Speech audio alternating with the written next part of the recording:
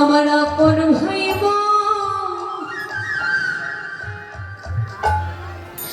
মরিয়া গেলে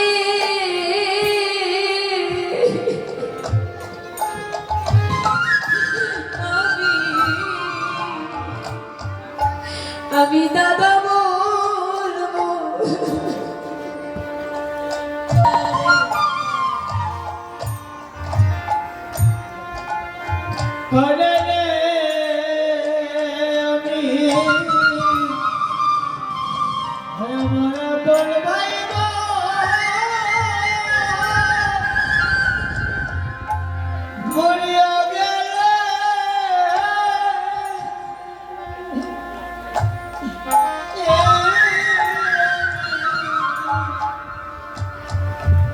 আমি দাদা বলবো করে ও করে ও ভাই রে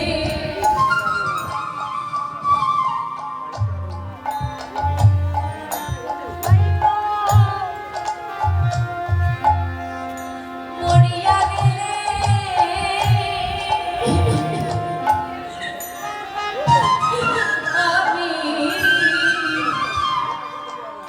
আমি দুঃখ বলবো কারে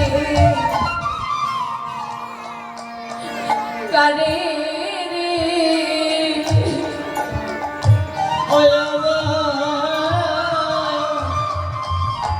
আমার আপন ভাই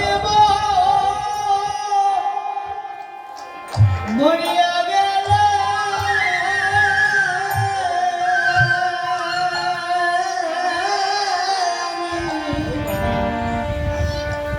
আমি দুঃখ বলবো করে করে ও ভাই রে ওরে ভাই মরিলে ভাই পাবে না জনম কাঁদিলে হয়ে গো মায়ের সংসারে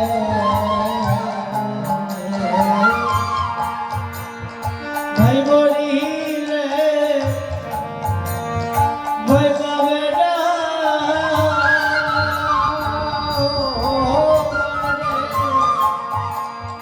জনম দিলে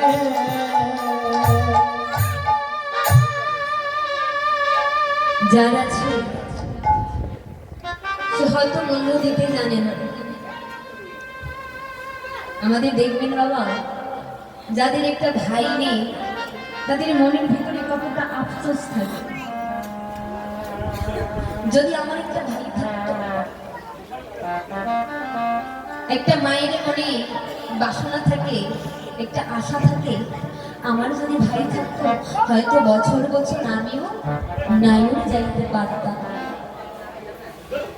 আর ভাই ভাই চাই সেই এমন একটা ভাই যে ভাই বিপদের দিনে সন্ততে বলবে, ভাইয়া ও দাদা তুমি কখনো কোনো চিন্তা করো না, তোমার এই ছোট ভাই তোমার সাথে আছে। পাশে থাকার জন্য একটা ভাই চায়, এই আকাঙ্ক্ষাটা আমাদের মনের ভিতরে আছে না? যারা পাড়া প্রতিবেশী আছে সবাই আজকে আছে কালকে নেই। কেন জানেন? যতদিন পর্যন্ত আপনার গাড়ি বাড়ি টাকা সম্পত্তি থাকবে ঠিক ততদিন পর্যন্ত দেখবেন সবাই আপনাকে ভালোবাসবে। যেদিন আপনার গাড়ি বাড়ি কিছুই থাকবে না, যেদিন থাকবে না আপনার ধন ঐশ্বর্য, সেদিন পাড়া প্রতিবেশী সবাই সবাই তোমাকে ভালোবাসবে না।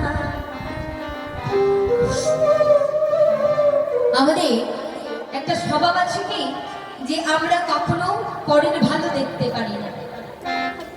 এটা কিন্তু সঠিক কথা না, দেখবেন বাস্তব কথা, যে আমরা পরের ভালো কখনো দেখতে কেন? কারণ পাড়া প্রতিবেশী যারা আছে তাদের কাছে ভুলেও কখনো সুখের কথা বলতে যাবেন না, কারণ তারা তাতে নজরে লাগায়। আর যদি দুঃখের কথা বলতে যান, তবে কাটা গায়ে নুনের ছিটা যেমন দেন, কি তেমন ভাবে দিতে ভালোবাসবে।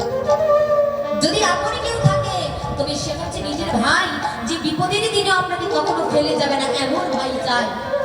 আর যদি কোনো ভাই আপনাকে কখনো লাথি মেরে দূর করে ফেলে দেয়, দূর করে তাড়িয়ে দেয়, তবে চিন্তা নেই, সেই ভাইকে ত্যাগ করুন আর গোবিন্দকে এবার ভাই বলে সম্বোধন করুন। আজ সকল সকাল ডেকে ডেকে বলছে ভাই রে, একদিন বলো না বানালে আরো